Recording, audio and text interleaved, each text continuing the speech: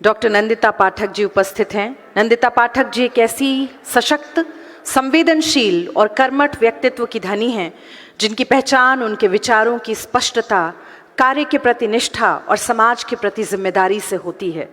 वे अपने क्षेत्र में न केवल सक्रिय भूमिका निभाती रही हैं, बल्कि जहां भी जुड़ी वहां सकारात्मक ऊर्जा, समर्पण और संतुलन का अद्भुत उदाहरण प्रस्तुत किया। एक बार जोरदार तालियों से स्वागत, अभिनंदन डॉक्टर नंदिता पाठक जी का।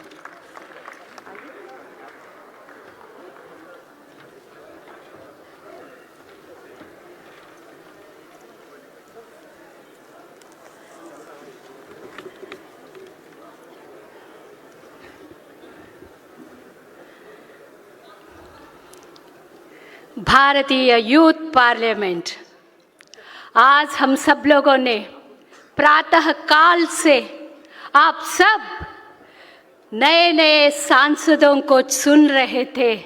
विपक्ष पक्ष में बैठे हुए सभी युवा शक्ति को हम लोग सुन सुनकर आनंद ले रहे थे।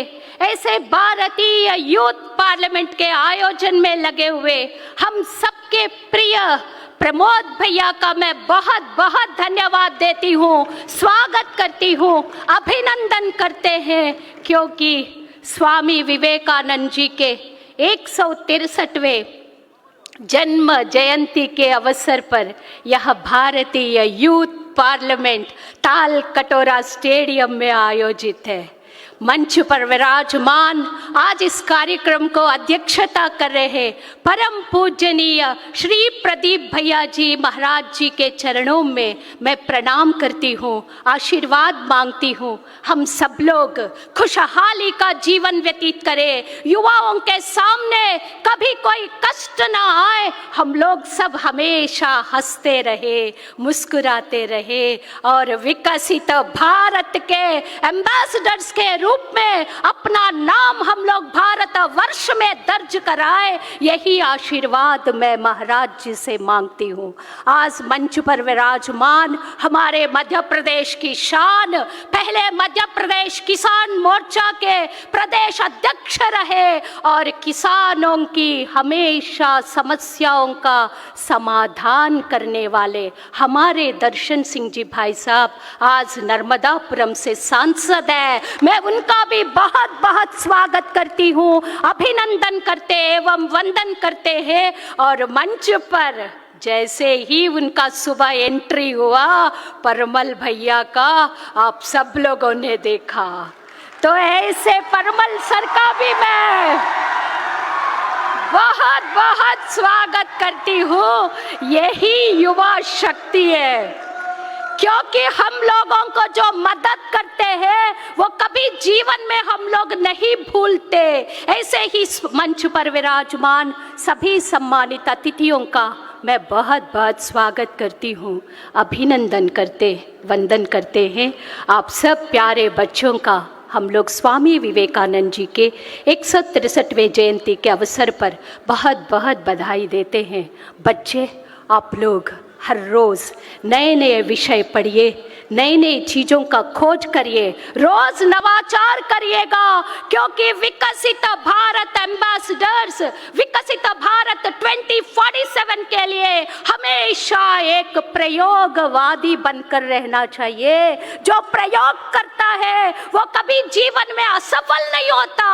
जरूर प्रयोग असफल होते हैं, लेकिन प्रयोग सफल होने पर नाम हो जाता है। अपने यशस्वी प्रधानमंत्री जी श्रीमान नरेंद्र भाई मोदी जी कहते हैं, आप सब युवा नौकरी मांगने वाले ना बने, नौकरी देने लायक बने। हम सब ऐसे सशक्त युवा से सशक्त राष्ट्र के निर्माण की बात कहने वाले हमारे यशस्वी प्रधानमंत्री जी आप सब युवाओं से बहुत आकांक्षाएं रखते हैं। बच्चे, विकसित भारत माने कोई गरीब न रहे, कोई अशिक्षित न रहे, कोई अस्वस्थ न रहे, कोई बीमार न रहे, अपना गांव, अपना शहर हरा भरा, साफ सुथरा, संवेदनाओं से भरा हुआ हो, ऐसा अपना भारत का निर्माण आप लोगों के हाथ में है। आप सभी का हम लोग बहुत बहुत स्वागत करते हुए प्रमोद भैया का, प्रदीप जी भैया का मैं बहुत बहुत अभिनंदन करते हुए छोटी सी बात कह के मैं अपनी बात को समाप्त करती हूँ। युवाओं, तुम वो चिंगारी हो जिससे अंधेरा डरते हैं। युवाओं, तुम वो चिंगारी हो जिससे अंधेरे डरते हैं। तुम्हारे सपने सिर्फ तुम्हारे नहीं, ये इस देश की सबसे बड़ी पूंजी है।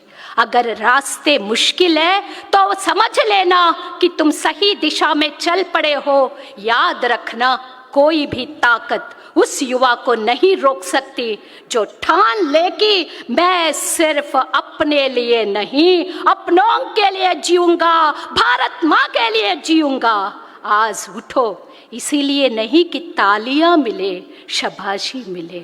आज उठो, इसीलिए नहीं कि तालियां मिले, शाबाशी मिले। उठो इसीलिए कि आने वाली पीढ़ियां कहे, हाँ यही वो युवा थे जिन्होंने भारत को बदल दिया, नई दिशा दिया है। ये मत पूछो कि देश ने तुम्हारे लिए क्या किया, ये मत पूछो कि देश ने तुम्हारे लिए क्या किया, ये पूछो तुम देश के लिए कब खड़े होंगे। क्योंकि इतिहास में बदलाव भीख मांगने वालों ने नहीं, टकराने वालों ने लिखा है।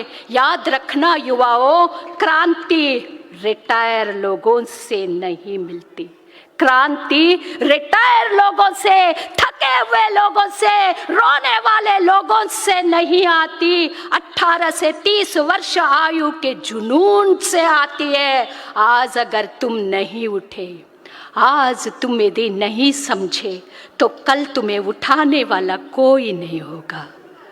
तो पूछो सवाल, तोड़ो डर और लिख दो, भारत का भविष्य हमारे हाथों में है। भारत का भविष्य आप लोगों के हाथ में सौंपता है यह पूरा समाज। आप लोग हमेशा अच्छी दिशा में जाइए, खूब तरक्की करिए।